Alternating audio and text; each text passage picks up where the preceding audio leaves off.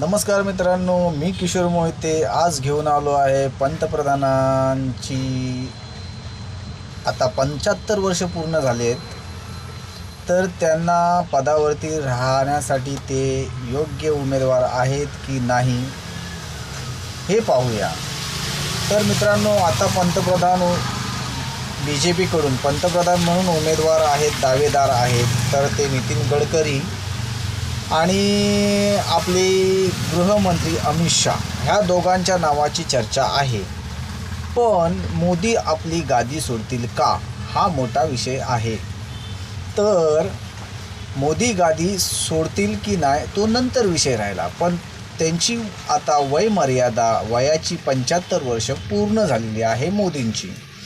तर संविधानानुसार आणि कायद्यानुसार 75 वर्षानंतर कार्यरत राहता येत नाही,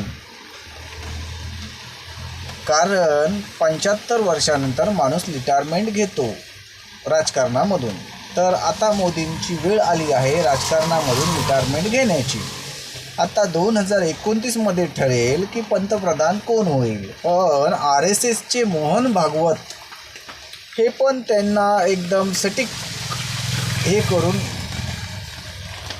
तयारच आहेत की BJPला चालवते RSS आणि RSS हीच BJP. आता मोहन भागवतच ठरवतील, पण मोहन भागवतांची पण खुर्ची धोक्यामध्ये आलेली आहे.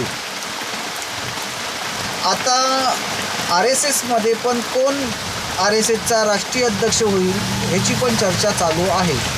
तर बघत राहा, थोड्या दिवसानंतर तुम्हाला समजेल मोदींची काय हालत आहे, की BJP राहील, मोदी राहतील, की नितीन गडकरी चढतील, की अमित शहा त्या गादीवरती चढतील.